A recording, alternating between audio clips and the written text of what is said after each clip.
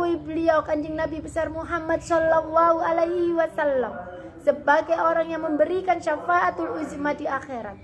Tapi nyatanya kita sebagai umat hanya mengaku tok. Bijak sholawat gak mau. Apa Kanjeng Nabi kenal? Nah begitu juga dengan para pengamal wahidiyah. Panjenengan bener sama mengamalkan amalan sholawat wahidiyah, tetapi di hatinya tidak meyakini Mbak Yai. Apa ya diselamatkan karo Mbak Yai? Sing rugi sapa? Nah, di sini panjenengan pahami ajaran dan ilmunya wahidiyah. Mbak Yai itu tidak tergantikan sampai 100 tahun. Beliau adalah mujaddid. Mumpung cek dikei nafas, mumpung cek dikei kesempatan, balio 40 tahun memang panjang bagi kita, tetapi umur kita dalam detik ke depan kita tidak akan pernah tahu. Ayo balik neng Mbak Yai. Kemudian apa yang tidak sesuai secara lahirnya, enggak sesuai arom Mbak Yai, aku harus bagaimana? Minta petunjuk ke Mbak Yai. Harus berjuang di mana? Saya ini harus bagaimana Mbak Yai? Seperti itu. Lah Mbak Yai menciptakan amalan itu untuk menyempurnakan keimanan kita.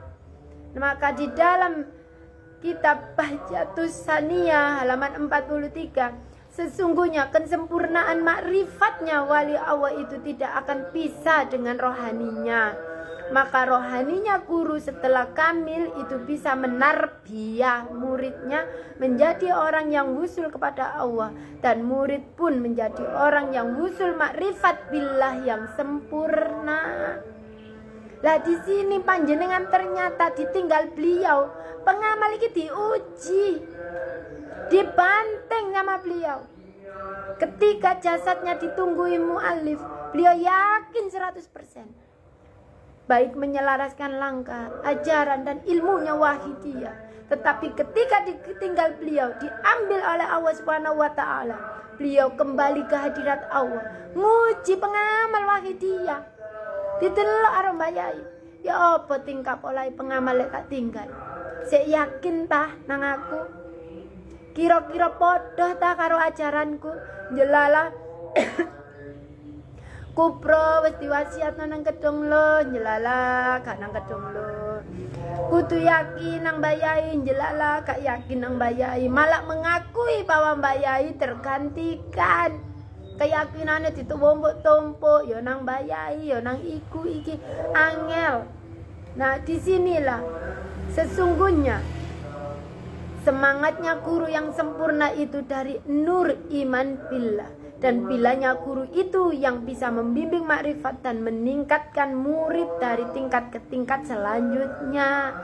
Lah panjenengan merasa aku wis totok nang Gusti Allah, aku wis totok nang Rasulullah, aku wis totok nang Mbak Yai. Tetapi langkah-langkah dalam perjuangan wahidiyah gak sesuai karo ajaran dan ilmunya wahidiyah. Apa iku ya padha karo Mbak Yai? Panjenengan renungkan. Di sini lo panjenengan harus memahami ilmunya wahidiyah.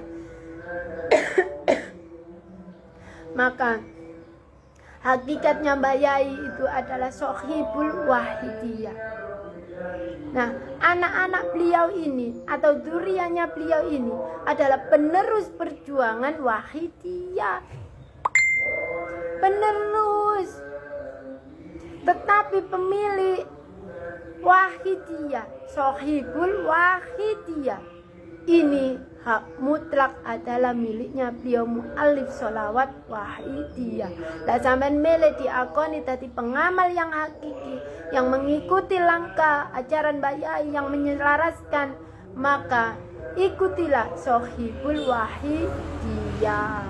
Nah, Mbak Yai pun jelas kapan hari ketemuan sama Gus Saifuddin Juhri.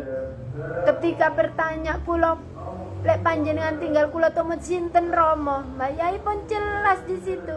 Iku to wahidiyah, sebab aku di dalamnya.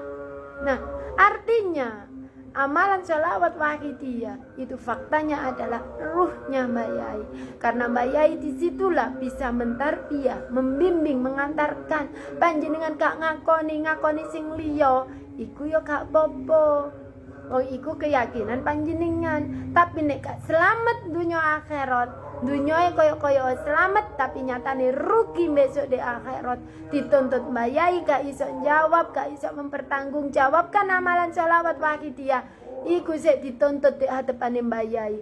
Gorong dituntut karo umat sing dijak ibarat jamaah. Panjenengan ngarahkan salah, yakin nang yakin nang A. Gak diarahkan ke mbayai yang murni, yang bener, ya tambah rugi. Terus tanggung jawab ninggar pembayai gak bisa, apalagi nantinya dituntut sesama pengamal. Lah aku nuntut sampean, wong sampean ngarano rono, kira-kira gak penjut ya penjero ngono. Apa gak rugi dunia akhirate? Nah, mari kita benahi. Kembali ke mbayai. Silakan kita memakai apapun wadah di dalam perjuangan, tetapi kembalikan ajaran mbayai secara murni. Dikenalkan kuncinya ilmu-ilmu wahidiyah, dikupas, dibuka, biar faham mbayai adalah sohibul wahidiyah yang memiliki amalan sholawat wahidiyah. Nek ono sing menyamai kedudukan mbayai koto siro warodiyah an lapo sing gawe amalan wahidiyah, ya kongkon gawe amalan liyo. Itu yang pertama. Kemudian mbayai tidak pernah mewariskan jabatan, kedudukan, kewalian, itu gak pernah. Jadi jangan pernah ada orang yang ngajak sampean iki lo penggantine mbayai, gak ada. Kita pahami, nggak ada. Mbayai tidak pernah mewariskan kewalian, gak pernah mewariskan kedudukan kewalian iku atau kedudukan Sultanul Aulia, gak pernah. Bahkan tidak pernah menunjuk duriannya untuk dijadikan penerus istilahnya sing kayak babakan ruhani. Nek secara lahiriah kita inilah dan para zuriat-zuriatnya beliau inilah menjadi penerus perjuangan wahidiyah. Iki sampean pahami. Mbayai gak tergantikan, nanti tergantikan ketika Imam Mahdi muncul. Kapan iku Bu? Aku ya gak ngerti. Nah, disinilah kemudian mbayai ini adalah sohibul nadroh, mbayai yang bisa memberikan nadroh kepada kita para pengamal sholawat wahidiyah. Gak ada. Tapi sampean merasa aku tenang Bu, batinku ketemu iki. Aku bisa Bu karena aku ditemui iki. Ya karena keyakinanmu ke situ ya pasti ditemui itu. Coba keyakinanmu kepada beliau mu'alif sholawat wahidiyah. Terus kamu keyakinanmu kepada beliau Rasulullah Sallallahu Alaihi Wasallam. Ya apa yang kamu yakini itu yang kamu dapat. Nek panjenengan ternyata gak yakinin mbayai, yakinin si A dan si B, ya jelas itulah yang akan muncul. Nah, disitulah teman-teman hakikatnya beliau mu'alif sholawat wahidiyah. Nah, itu dulu live dari saya. Akhirul kalam. Assalamualaikum warahmatullahi wabarakatuh.